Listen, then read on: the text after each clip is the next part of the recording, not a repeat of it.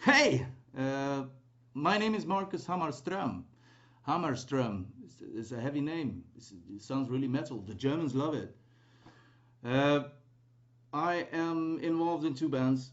That's Shining, the extreme metal band from Sweden, and Sterbhaus, the metal deluxe band, also from Sweden. I have a history with my one-man project called Elvira Madigan, and we'll be chatting about all these things, I suppose. So let's do this thing.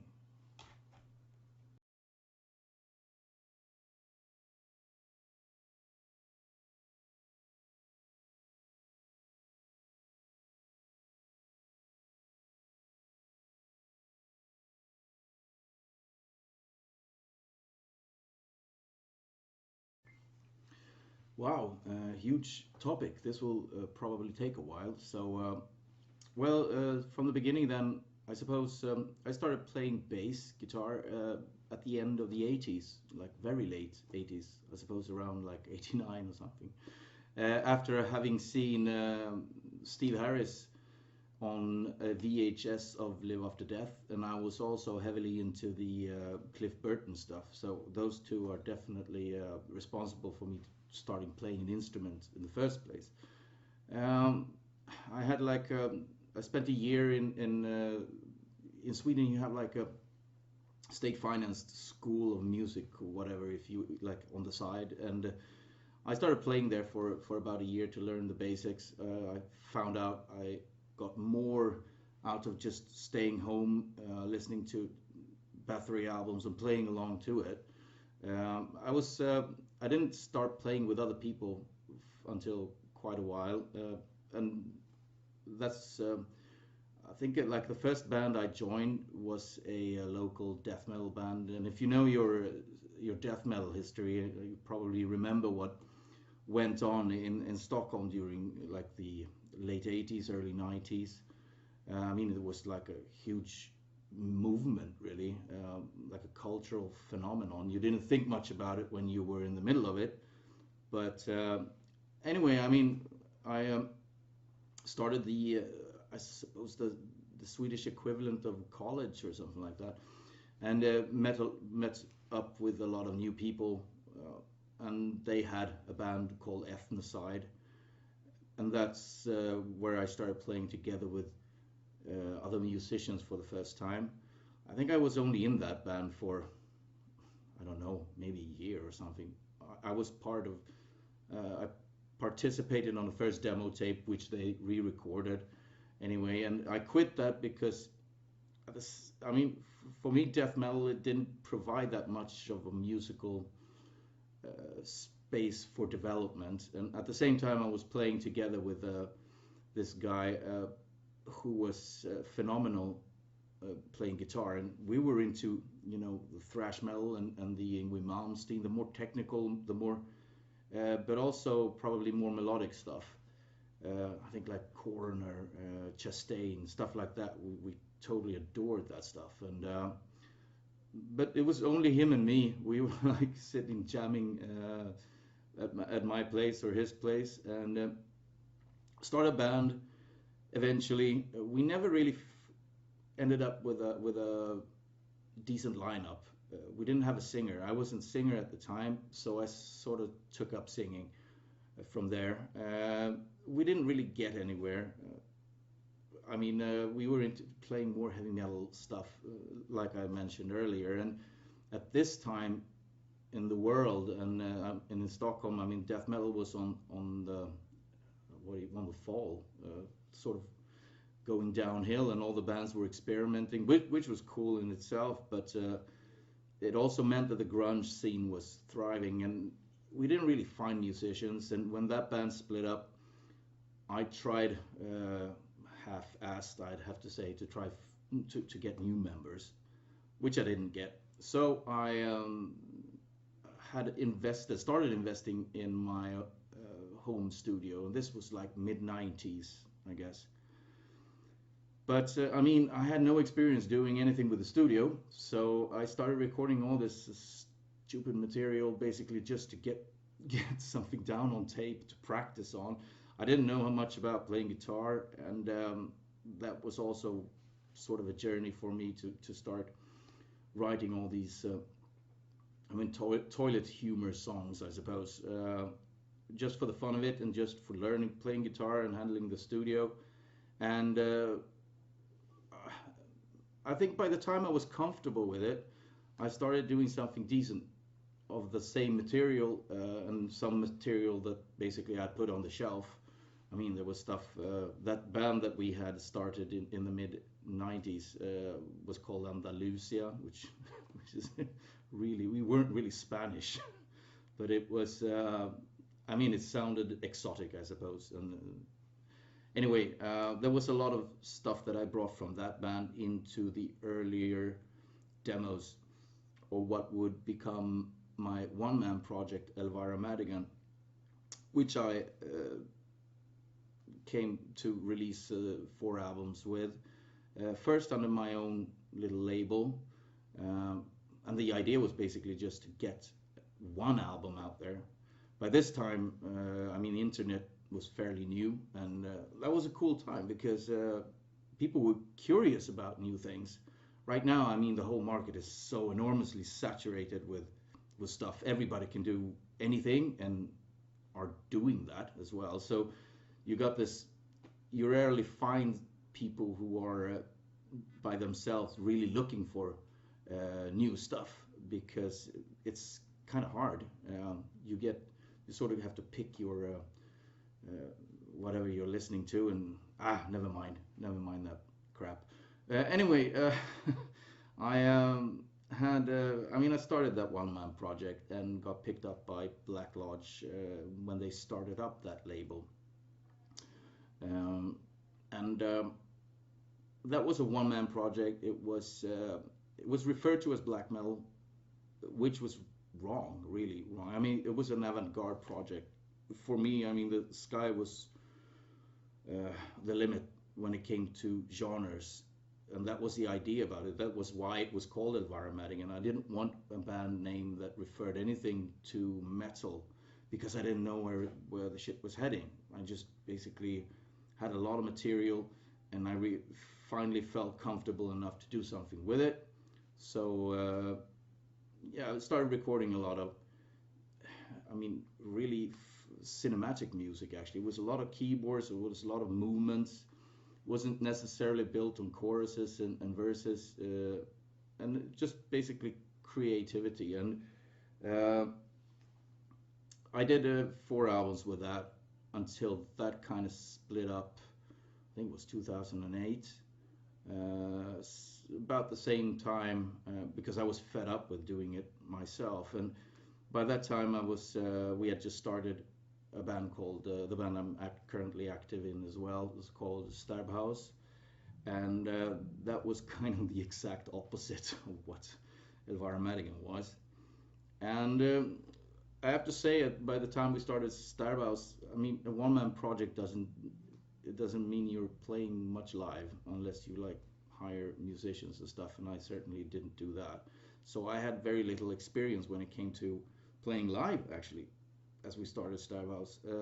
But I loved playing live, and that was one of the reasons we kind of started the band, I suppose. And we by that time, I think it was 2007, actually, we started Sterbhaus. And it's been through a lot of lineup changes. I wasn't vocalist in the band from the beginning, for instance. And but eventually, I think it was, I mean, we had a lot of incarnations, and I mean, I think around 2011, 12 or something like that, we became a four-piece, and I handled the vocals as well, and that was when we started to do something serious about that band. And Sterbhaus is, if you don't know about it, I guess it's kind of humor based. Started with a lot of humor, and a lot of ridiculous humor, almost that toilet humor shit I was talking about earlier. But with the lineup changes, we moved away from that. We kept the kind of charming humor approach, and started writing more dark humor, dark wit, or basically because I became the lyricist at that time, and I kind of want something at least semi decent to sing about. So that was it, and we went on tour in 2013, twice actually, and the second tour with Sterbhaus was supporting Shining, and we got to know them, and we really got along enormously well. And that was when I met Martin Strandberg, which is a person who's doing the Shining documentary that's in the works. And we started doing musical videos for Sterbhaus together. And I think Martin was probably the natural connection between me and Shining still, because there was still I mean, I met up with Niklas when they were doing something with that documentary, and he basically just briefly mentioned that he had to do a lineup change, and I said that, I mean, if you need a bassist, just let me know, and he called me up like just a few weeks after, and the initial offer wasn't about joining the band. It was more about, okay, I need to do this lineup change, but I got all these tours and all these shows booked, so can you help me out with those? And I said, sure, absolutely, because at that time Sterbhaus had really hit the wall due to a lot of cancellations. We had kind of released an album in 2015, and I think when I talked to Niklas about this stepping in as a bass player, that was 2016, early, like during the spring or something like that. And we were not very active playing live, so basically I was really happy for the opportunity to go and just play as much as possible. And I think it was the US tour. We did the first one when we were supporting Belfagor, and that's when the offer. Actually, I think the offer came at such a legendary place as the Whiskey A Go Go in on the Sunset Strip. So, and he asked me basically if I wanted to join the band, and I said yes. And there you have it. I think that's kind of my musical journey. I'm kind of active in both bands at this point, so yeah, I guess that's it.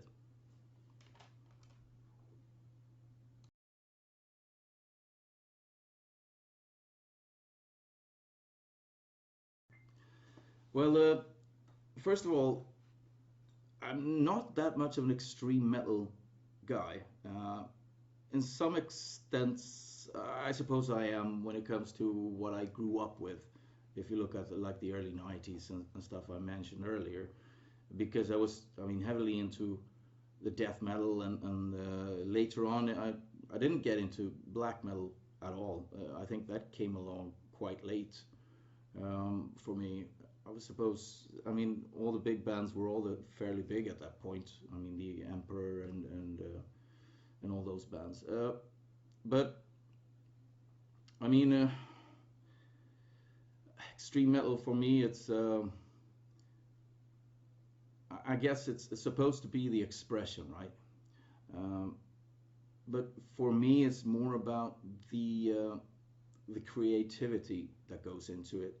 And I mean, when you end up in a point of time when there's not much creativity going into certain genres, some genres thrive with a lot of creativity, and I think that was when extreme metal becomes interesting. And especially if you look at like the death metal when it came along the first time, and I have to say first time when that was the movement. In Stockholm and Tampa, Florida, I guess. And and then you move on with what happened with the black metal rise in the 90s, for instance. That's like a movement, and that's the creativity that goes into it. That's the important thing. What becomes enormously ridiculous right now, and I despise that, that is the copying thing that's going on. I mean, black metal is such a household thing that all you need to do is basically just stick a pentagram in your logotype, and you need to put on a corpse paint. And I think the message is lost today with what the early bands were doing when it came to, I mean, what's the word for it? I mean, building an image is not the right thing, but building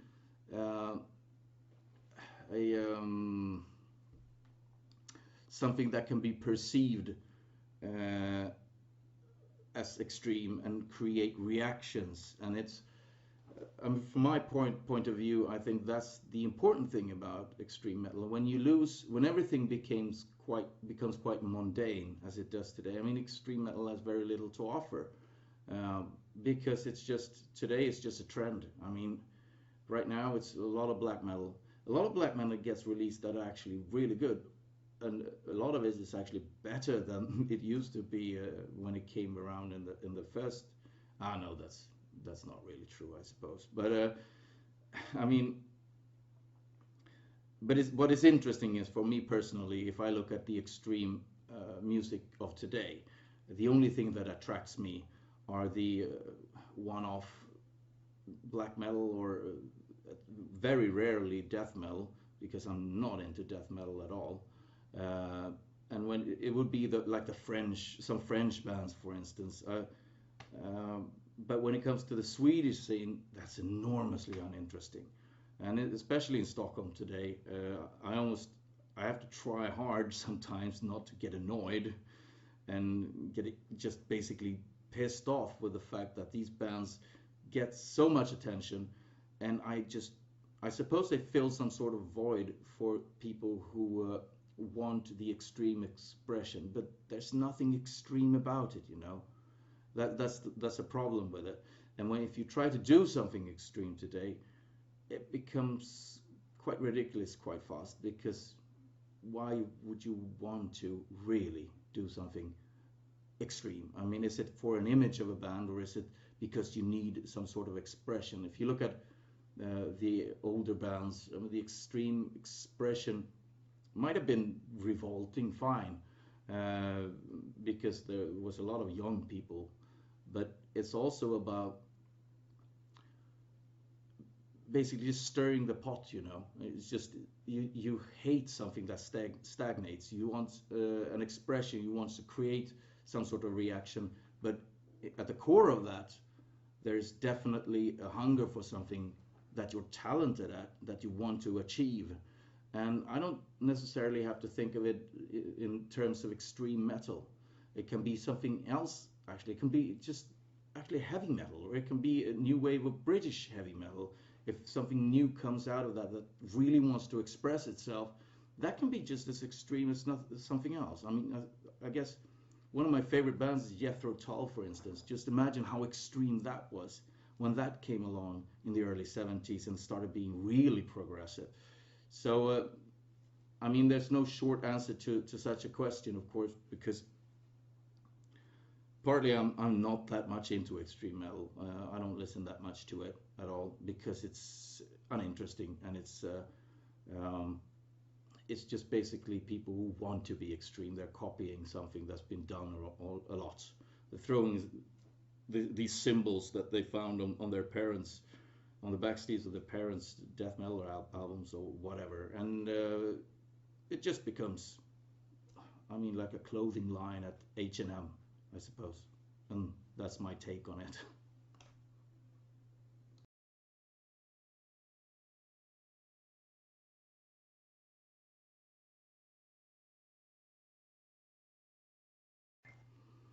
All right, my experiences with Shining. Yeah, I mean, I got into the band at a point when we started playing a lot of shows, a lot of tours and stuff. So the first step was, of course, to find my spot as a live musician in this band. And when you're brought into a band that has this huge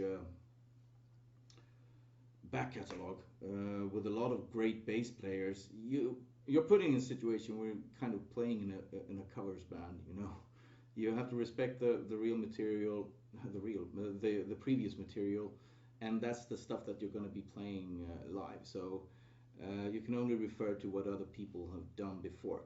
Having said that, I remember distinctly asking Nicholas when he offered me to join the band, saying like, okay, you know, I am a bass player that has a quite different approach to your previous bass players, and you have to sort of understand that. And he was happy with that.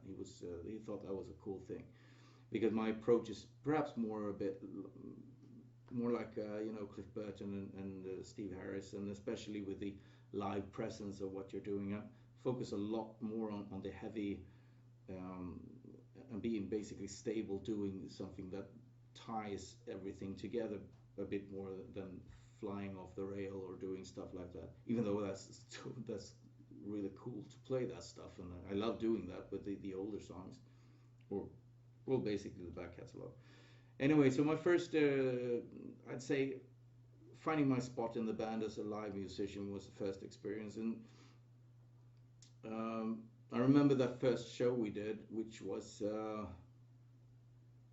it was grass pop, and this band doesn't rehearse, and because you're kind of expected to know your shit. You get the songs you're going to be playing, you get information about that is decided, and then you have to learn it, and then you're expected to nail it. And that was really cool to meet basically on a musical, to meet the guys on stage more or less, to play together for the first time. I met most of them before, of course, since we toured together when when Sterbhaus was a support band, but doing that first show and basically playing together for the first time, and that show went really well.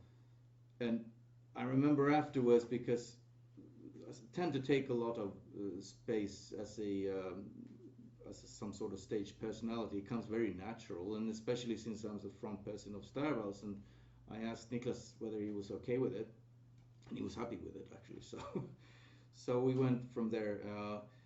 But then, if we're talking more about recording the album, for instance, Varje utan flock. I was that's also quite different when you're new in the band. Every band has a different approach in the studio, for instance, and I didn't know what the approach would be.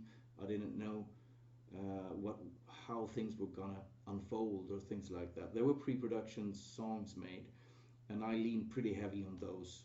And I suppose I was enormously effective in putting down on tape what was on those pre-production tapes, and maybe did some minor extravagant things on the bass guitar. And I mean, as a musician, it was more about, almost felt a little bit like being a studio musician, to be completely honest. It's not like there was this huge cauldron of creativity and we were going bananas with stuff we were putting in there.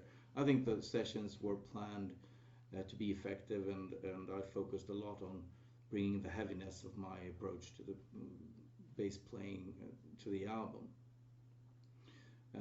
I think that's basically, I won't be kiss and telling about things and cool things that might happen, and or crappy things for that matter that might happen under the banner of Shining. It's irrelevant. I'm not really the person to talk much about those things within the band. Those questions will have to be directed to Nicholas, of course.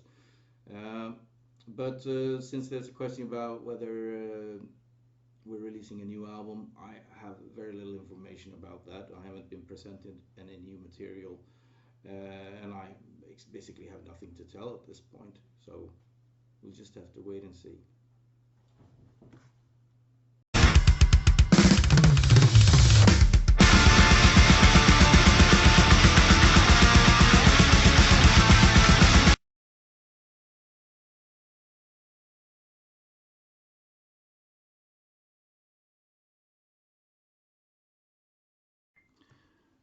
What takes the most time for me writing music, and this answer will have to be about everything else.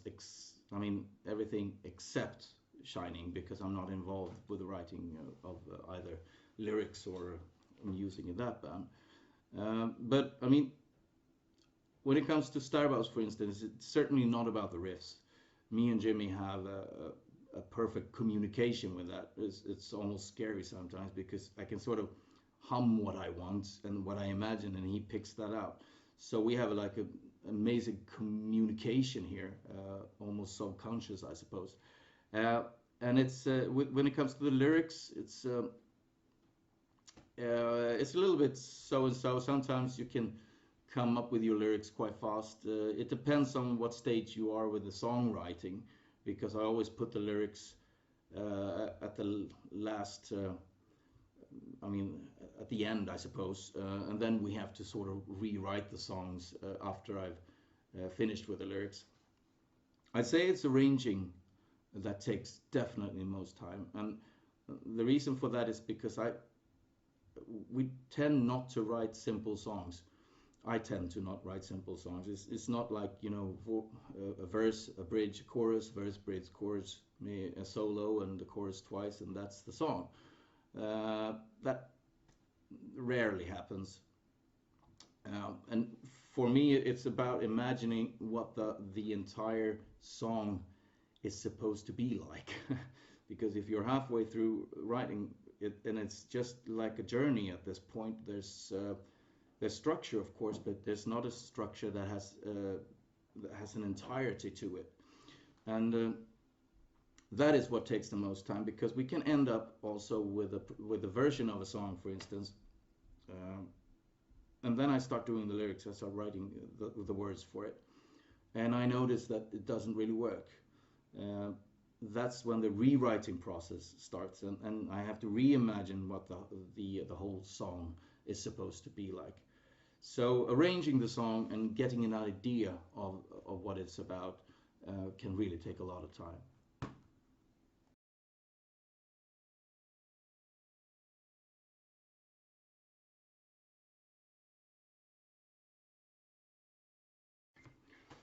Wow, tough question. Because as a musician, I mean, I'm involved quite a lot with video productions and with graphics and sleeve designs and actually writing and recording the albums, of course. And then there's the live shows, of course. Uh, but I'd have to say, if I look at albums I'm enormously proud of, it would be the Elvira Madigan album Witches, which was first released in 2001. So it kind of celebrates 20 years this year. That's kind of amazing if you think about it. I mean, anyway, it's if I look at what Elvira Madigan was, it was basically something I did at home with an 8-track recorder. And at this point, it was also an analog recorder. And it was something genuine about doing this, and everything just came together perfectly on that album. That's like quite an avant-garde album. It opened many doors for me as well. I mean, that was the album I eventually got signed for, and I mean, sending it out to the press, most people absolutely loved it, and it's quite varied. It's just a perfect journey, you know, and um, it was also the Achilles heel, because after doing that one, it felt a lot like, okay, how do I top this one? And that's when the idea came about. Let's see if I think I got the albums around here. Uh, yeah, here's the see if you can see it. There you go. This is the Witches album. All the Elvira Madigan albums had Louis Rojo artworks, which I can confess today that was kind of cheesy, corny. I mean, it was the sign of the times. I mean, but had I released these albums today, wow, they'd have different artworks. Anyway, that was it. It was the Achilles heel because the idea then came out about doing the. I had to do something. I was basically putting a lot of small stories into this album, and I felt like, wow, I can't just keep writing small stories all the time. I have to focus on something at this point, and that's when the idea came to me to do this whole concept thing that was supposed to be like the inspiration would be the King Diamond albums, Saga Generation 13, Wasp, the Crimson Islands, and Queensryche's Operation Minecraft. I mean, the bar is just enormously up there, and that was the Achilles heel of. I mean, it put me in a situation where I worked my ass off for 5 years, and it became this album, an absolutely tremendous album in its own way, but it fell short and with the production, and it just became way too complicated to handle as for one person, and it bugs the hell out of me today because when I listen to that now, I hear the potential of the material, but it just gets drowned in all these synthesizers and all these arrangements that are nutty at best, and there's so much vocals goes into it, you could easily skip half of it. But still, this it was about driving the story, it was about the drama. I refused to make a concept album that people didn't understand what was going on, for instance, and that was the reason for it. It became the death of Elvira Madigan. Witches was the best one, but it was also probably started on the journey where it kind of died eventually. It also, the reason why I did the covers, the album full of covers, cover versions, I mean different stuff. It was a song from, wow, I mean 4 songs from Christer Berg, for instance, and one Tori Amos song, and a lot of stuff in metal versions, a lot of music from video games, and it was a good stepping stone actually. It proved to be something that people liked far more or longer, I'd say, than the other Elvira Madigan stuff with the original.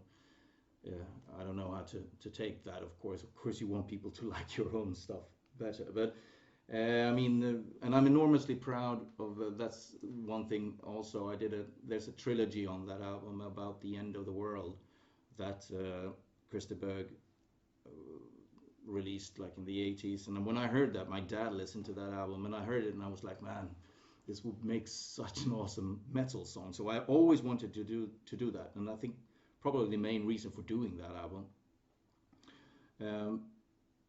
And I'm enormously proud of that trilogy. The version I do there is mostly clean singing, and whatever I'm gonna embark on right now, for instance, aside from my other stuff, will be including a lot more of that clean singing. So that's musically, I'd say, what I'm enormously proud of. Of course, then this I always have this stuff lying around. Of course, this is the latest at this point album with the original, let's say, like studio album, because we just released a live album with Sterbhaus. But this is new level of malevolence. From all the shit that happened with this band and all the reinventions of the lineup, the reinventions of what the band should be about, the direction, the lyrics, the music, that one became like the perfection of. Oh, perfection is probably not the right word, but it became the point of, okay, this is what we really want to do. The other stuff is, some of it may be actually really good, some of it may suck or whatever, but this album was, and it still stands out today. It was released 2015, and I still find myself listening to this stuff. So that's what I'm enormously proud of. I am enormously proud of that show I mentioned earlier, the Grass Pop show, because I nailed that enormously well. And it was, like I mentioned, we didn't rehearse or anything. You can't fall back on knowing what you're doing because we rehearse so much. So with Sterbhaus, for instance, we rehearsed a lot. I mean, 3 times a week for years and years. And then you put in a situation where you're going on stage for the first time with people we never played with before, and it was just a great show, and I was really proud of that one. Otherwise, when it comes to videos, I absolutely love doing all these video projects with Martin, and basically anything we do has to do with the video, the visuals together with the music and all that. That's awesome to do. I am really proud of the Crossed and Pissed and Devoured video, which was supposed to be a take on Ingmar Bergman's The Seventh Seal. Not a take on it. It was inspired by loosely, because I wanted something that was gloomy and sort of there was a journey and this and that. And we recorded that video without the song even being fully recorded, I think. We had like a pre-production demo of it, and maybe had some things we could lean on visually. But when it came to the character's journey in this video, we recorded that solely on a vision I had that I sort of wanted in the end. And I think it's creepy and it's humoristic. It is just a little bit spooky and it's stupid and it has all these things. And we didn't have to lean upon any gory elements and stuff. That's an easy trick, and we did a lot of that on the video for the song Blood Bar, for instance. So that's the long answer to your question.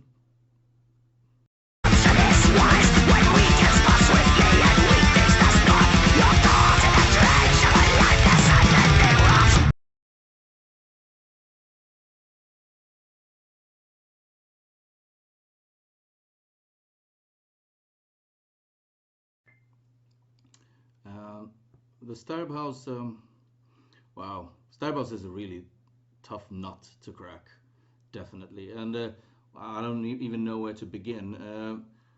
We fall into a space that's kind of hard to define, even though we're not really reinventing the wheel. We're not being retro. We're not. I mean, we even called it Metal Deluxe. Metal Deluxe, because we were like, oh, what are we playing? Okay, we're playing heavy metal, thrash metal, death metal, black metal, a little bit of progressive, and then it was like, okay, is this what we're gonna define this shit about? So we called it Metal Deluxe. And when you're a new band and you're playing something like this, it's we found it enormously hard, even though we were so hell-bent on quality all the time. We were really, with all the videos and the songs and all the production stuff we were doing, especially the live shows. I mean, the live shows were what we really focused on. I have to say, I mean, locally, of course, and it was harder to find a spot in Stockholm than in Germany, for instance. And especially when we went on, I have to rely a little bit on the live experiences when we were touring much in 2013. And I mean, it was, the reception we got was phenomenal every time. I mean, it was like, and we noticed that everyone basically at that show, regardless of whether they were into black metal only or death metal only, they absolutely loved what we were doing. And we had terrific shows all the way through. The problem has probably been the promotion side of it. We haven't landed basically a record deal or whatever that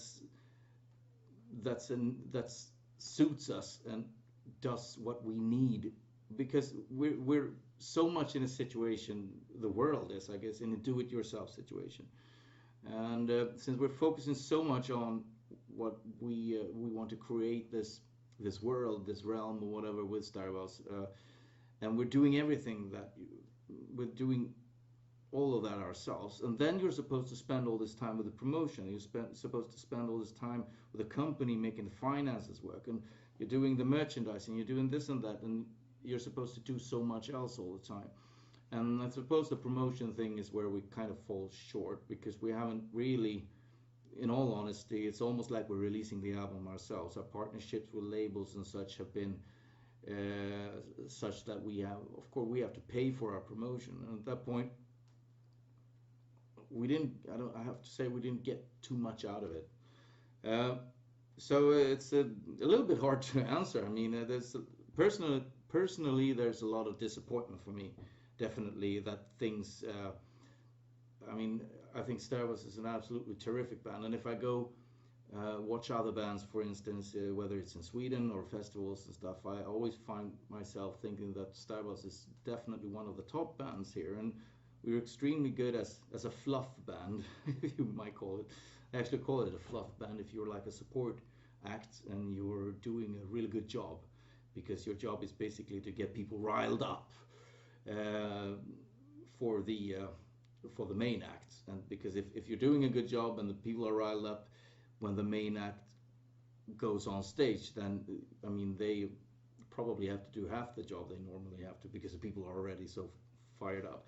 Um, and so we were like, 2013, we were really on a roll and everything with that, and with the album release 2015, when all this tours and all that shit got thrown out, we lost both. I mean, a lot of tours. Aside from the tours getting cancelled, I mean, we didn't have a sufficient promotion, and you're supposed to. It feels like if you could find,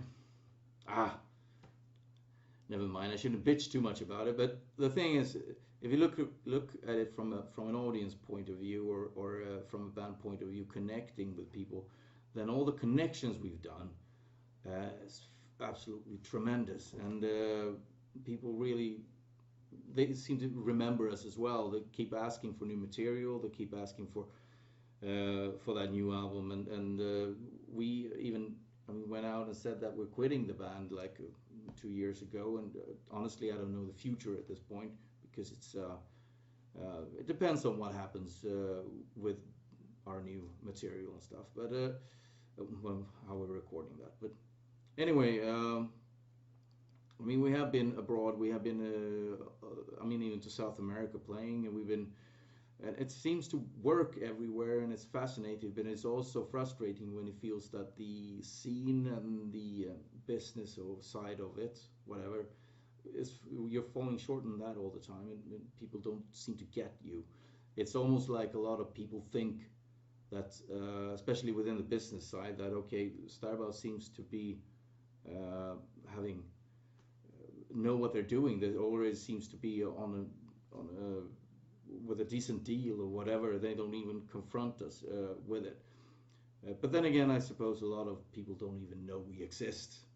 We come across that still when people find out about our back catalog, and they're like, "Man, you've been around forever, and you have all this whole treasure here just lying around, and nobody knows about it." So we'll just have to see what happens, I guess.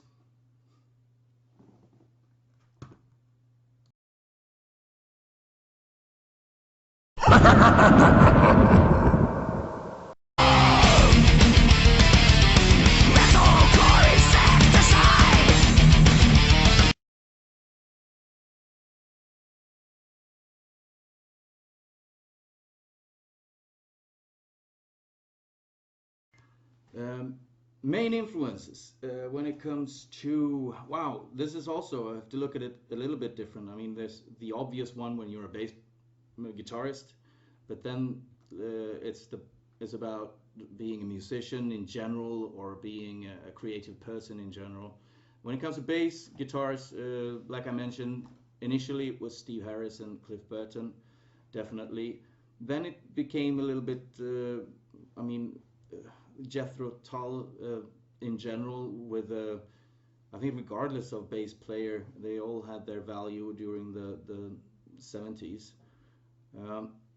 And definitely one of my, Peter Vavas of Marillion, even though he's mostly playing with a pick, which I'm not doing. I'm really a finger playing bass. That's also an Achilles heel when it comes to playing guitar, because I tend to bash the shit out of that guitar whenever I'm supposed to play guitar in the studio or whatever. So I would say that it becomes less of an inspirational, a personal, you know, you don't tend to find one certain musician that you're really inspired by. It tends to be more about the expression or a musical, a song or whatever. It can be so much inspiration out there. And as soon as you start expressing yourself during a longer period, recording albums, writing music, you tend to inspire yourself actually. Uh, but having said that, I know, I mean, the technical thrash metal was something I was totally into early in my life, and that was Mekong Delta and Hexenhaus actually. And I mean, if you look at that kind of music, and we were talking about extreme metal earlier, I think this was enormously the extreme if you look at what they're doing, because it's with the Mekong Delta case, it's almost classical music in the thrash metal form. And I tend to like stuff that's original, and you can really hear that is very creative. It doesn't necessarily have to be music that you can listen to all the time, because a lot of stuff, I tend to buy some black metal albums that are just almost, you can't almost listen to it because it's so extreme, but you hear that the creativity and there's something going on there, that whatever the creators intended they got through.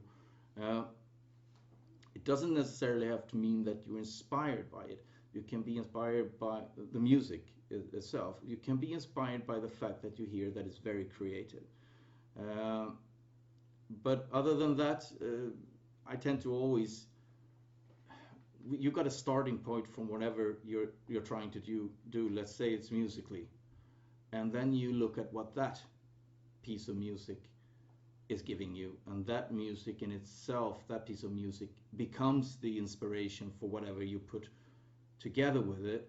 So it's very, very rarely you hear something and it goes like, oh man, that's such an awesome song, I'm going to do something similar to it. That rarely happens, or if it happens, it's basically just a starting point.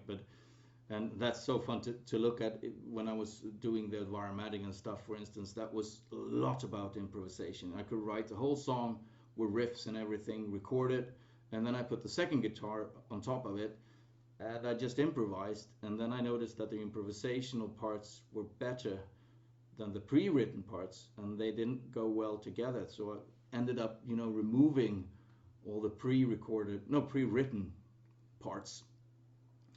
And then that song goes through a lot of metamorphosis and all that stuff, and the end result, you almost don't know how you wrote it, and it becomes like you did write it because it was a process, but it feels almost like it was just spawned out of nothing, and you can't pinpoint where it started and how you did things, and it almost becomes like the song itself becomes an entity of its own. So inspiration-wise, I can't really tell you much. I can tell you definitely that I'm, like I told you earlier, I'm not really into the extreme metal stuff. I listen a lot to hard rock, a lot of, I wouldn't say too much pop or stuff like that, but I mean, basically, like Marillion, for instance, only with Steve Hogarth, though I totally don't like the Fish era. And that's, for people who know me, they know I'm almost obsessed with some of the stuff they put out there. So yeah, that's it.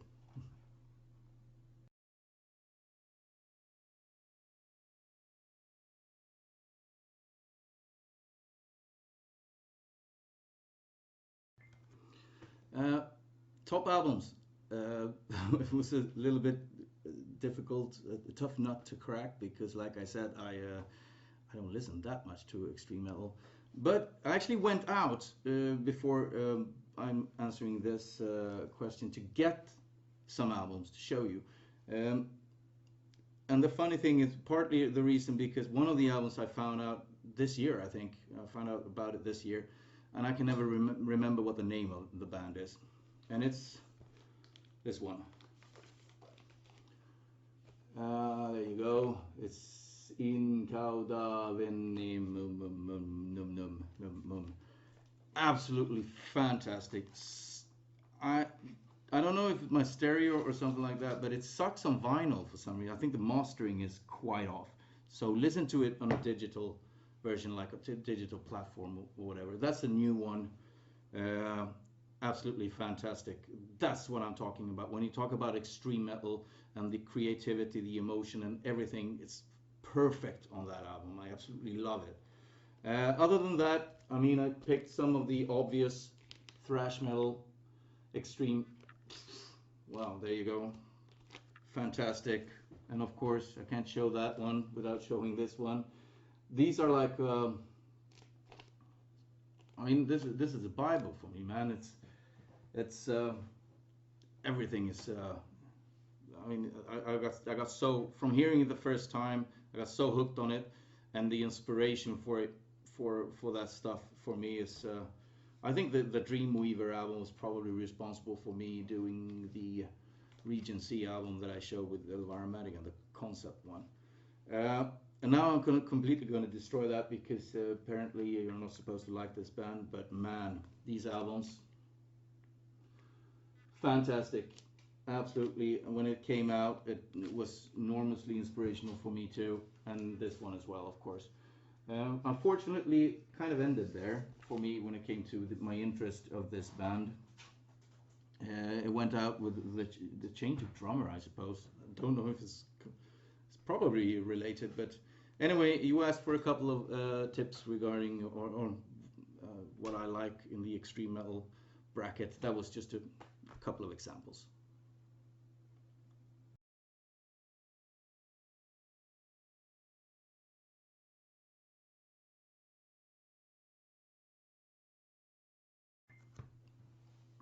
Elitism. Wow, where to begin?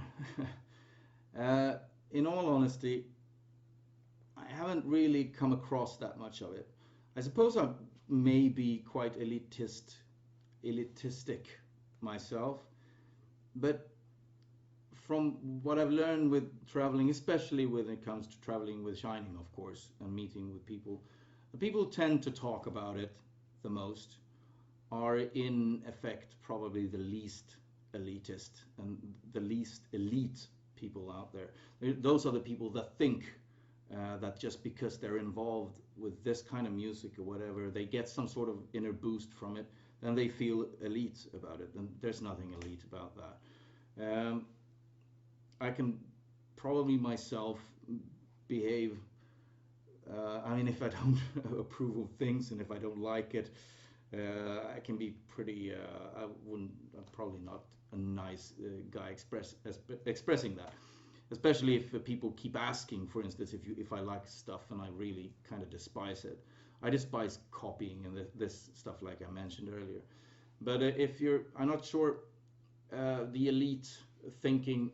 If it's the elite thinking brings out a lot of creativity again. If it's the right kind of elite thinking, and if you're turning inward, because I mean, if you don't see yourself as something extraordinary when it comes to creating something that is expected by yourself to be extraordinary, then it becomes basically impossible. So, but that's an inward thing.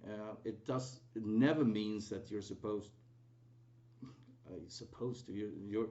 If you're acting like an elite asshole to someone else, then you're just basically an asshole. You're not very elite. I suppose that's all I can talk about that, I suppose. So there you go.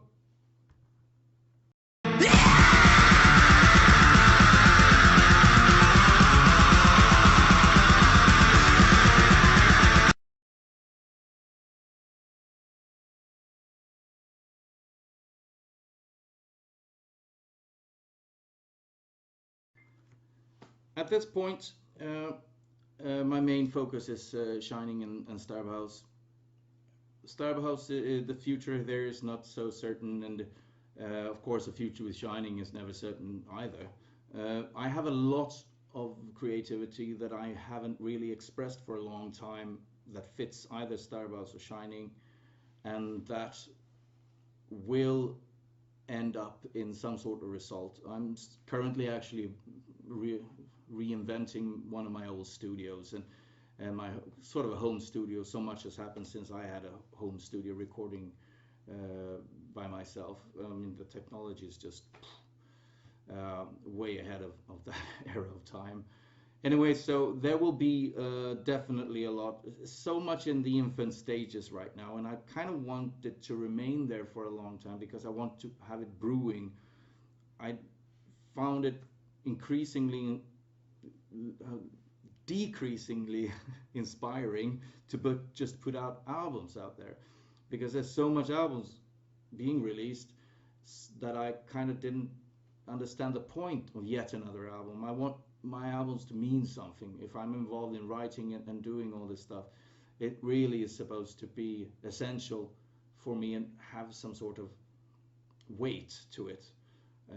So I'm in that point where I have a lot of absolutely great material. I kind of feel the same way as I did in the early stages of Elvira Madigan, when you have all this material stocked up on you. I mean, stacked or stocked or whatever, and it comes to a point that you really feel compelled. You need to do something with it, unless you're going to forget it. So I'm kind of at that point right now, and it will definitely end up in something. I have a lot of plans, and I can make nothing of it official at this point. But I'm really looking forward to what's going to happen with this stuff. And within a few weeks, I'll start working with this material as well, because I kind of just moved houses, and that's why I have room for a studio again.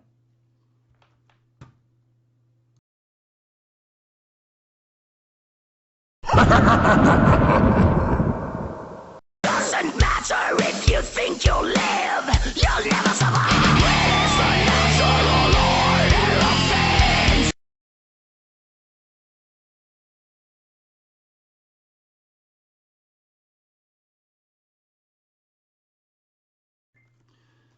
For Sterbhaus, we just released that live album I talked about. We're gonna go into the studio and record our what might be the final album. It depends on what's happening. We went out and said that we're breaking the band up a couple of years ago, and that's kind of still stands, because we can't keep doing Sterbhaus under the premises that we've been working under for up until now. Well, let's see. I was just checking if I got like sweat on my forehead. It's fucking hot in Sweden right now. So yeah, the future for Sterbhaus is we're gonna be recording that what is it? Is it the fourth album or third or whatever? It depends on what you count as your first album. But it's gonna be another album. It might be the last one. It's already written. The pre-production has been finished a couple of years ago. But we have some obstacles, some logistical situations that we need to solve. And when it comes to recording the drums, that's the first step, and we haven't really solved that yet. So let's see what that happens. When it comes to Shining, I know very little. The band's been obviously on a live playing hiatus, and I tend to refrain from talking too much about Shining. I'm not the person to interview regarding that. I think that should probably go to Nicholas, actually. So I can say very little for that.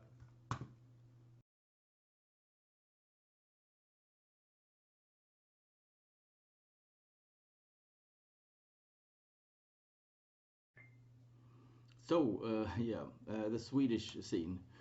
And I'm totally gonna come off as a hard ass son of a bitch right now, but no, I'm sorry, it's not really for me. If you're looking at the extreme things, for instance, you've got the Death and the Black stuff that's coming out of Sweden right now, and I suppose mainly Stockholm, since there's a lot of stuff coming from here. I just don't see the point of all these bands, and I don't see the point of whatever music they're playing.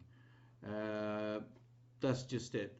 Like I mentioned, things need to have some sort of weight, and I just don't feel that any of it has any weight. I'm sure these guys are all terrific, and they want to do their music and their stuff, but there's no point to it. Why yet another album? Why yet another album with this messy logotype with a pentagram in it, and with a new band or whatever? And it sounds exactly like something that's been done 1,000 times before, and it's just blast beats, and it's fast semi-melodic guitar lines or whatever. And no, I'm sorry, the Swedish the Stockholm thing has absolutely nothing to offer from my point of view, to be honest. And I can almost get pissed off by the kind of attention these bands get, because yet again I don't understand it. Like I touched briefly in the early parts of the interview. I mean, it was, if you're growing up or whatever, if you're getting into this stuff and there are bands that are active, then of course these bands will probably be the ones that you'll be liking or whatever, whether it's new or not.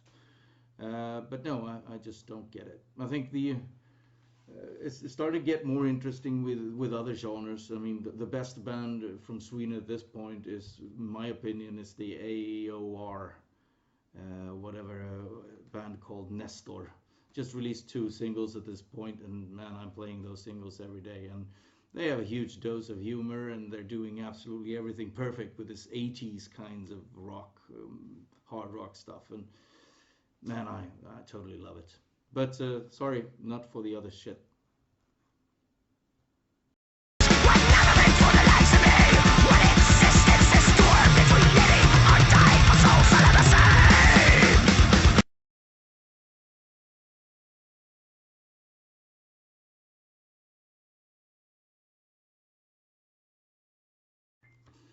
I don't know. What do I want to say to the people visiting this channel? If you made it all the way through to, as far as this, to the interview, then kudos to you.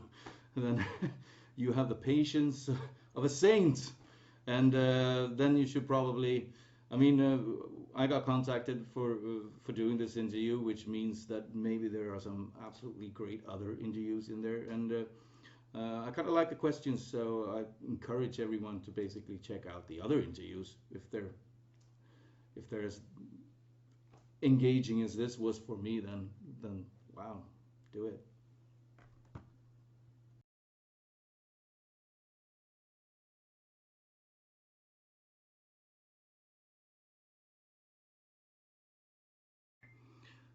Playing Sri Lanka, of course. Book me a flight, man. Well, I'll be there, definitely. And I mean, I can't say much about Shining, of course. I'm not involved with that, with the booking of the shows and all that stuff. But so I have to sort of rely on talk yet again about Sterbhaus mostly. But and might be boring to talk about this still, but the thing is, we'd be considering anything if it's worthwhile, you know. We were so used to going back and forth to Germany and ending up paying to play every time, because there's a lot of costs involved. Finances sucks, and it sucks to have to talk about it even in an interview, but that's the reality of it, you know. You're going down, you get paid so and so, and in the end we just kept on paying to play all the time. When you try to get more money out of a show or whatever, we got some hard ass on our asses with that as well. But never mind. I mean, there's nothing stopping us really to go to Sri Lanka, apart from someone getting us there, getting us a good experience, and making it worthwhile for us. So definitely.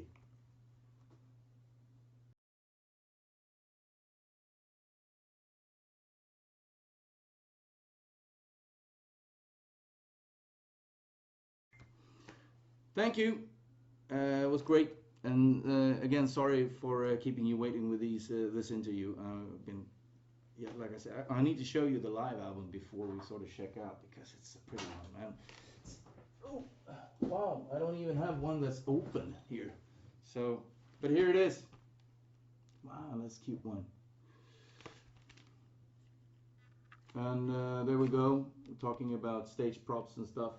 That was one stage prop.